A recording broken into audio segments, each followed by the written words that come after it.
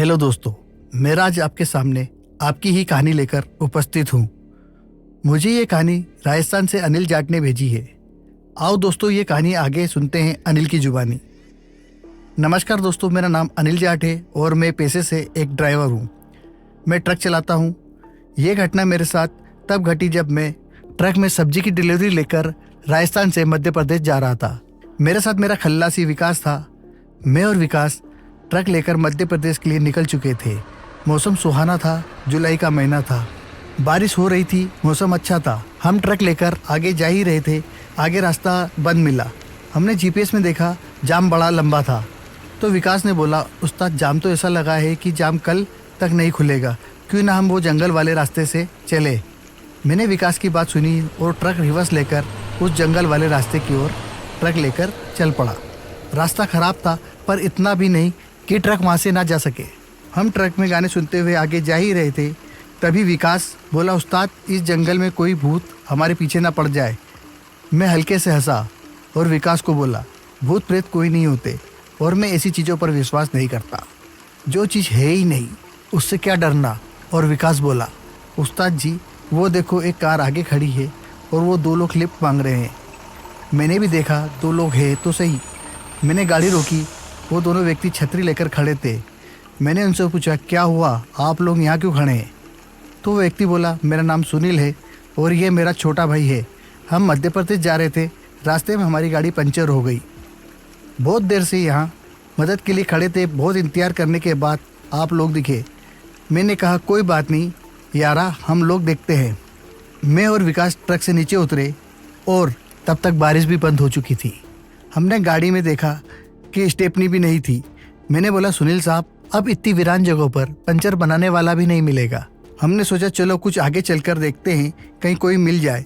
हम थोड़ा आगे बढ़े ही थे कि दूर हमें कुछ झोपड़ियाँ दिखी। मैंने बोला, सुनील साहब आप लोग जाकर उन झोपड़ियों में जाकर देखो, कोई पंचर वाला है क्या? साहब ने अपने छोटे भाई और विकास को बोला, तुम दोनों जाकर देखो वहाँ कोई पंचर वाला है क्या। हम यहाँ अपनी गाड़ी के पास ही है, कहीं कोई चोर ना आ जाए। वो बोले ठीक है और दोनों आगे चले गए। हम हमारी गाड़ियों के पास वापस आ गए और उनका इंतजार करने लगे। थोड़ी देर बाद हम देखते हैं कि विकास चिल्लाता हुआ हमारी तरफ भागा आ रहा है। वो बहुत घबराया हुआ था और चिल्ला रहा था, उस्ताद जी बचाओ। मैंने सोचा क्या हुआ, तभी पीछे का दृश्य देखकर तो हमारे रोंगटे ही खड़े हो गए। ऐसे ठंडे मौसम में भी हम पसीने पसीने हो गए। हम देखते हैं कि एक औरत अपने दोनों हाथ और दोनों पैरों से उल्टी होकर दौड़ लगा रही थी। उस स्थिति का मैं शब्दों में बयान नहीं कर सकता। तब तक विकास हमारे पास आ चुका था। वो बोला, उस्ताद जी भागो, उस चुड़ैल ने दूसरे साहब को मार दिया है, वो हमको भी नहीं छोड़ेगी। हमारी नज़र उस चुड़ैल पर पड़ी। वो हमारी तरफ ही आ रही थी। उसका पूरा चेहरा खून से लाल हो रखा था। मैंने सबको बोला, जल्दी ट्रक में बैठो और जान बचाओ।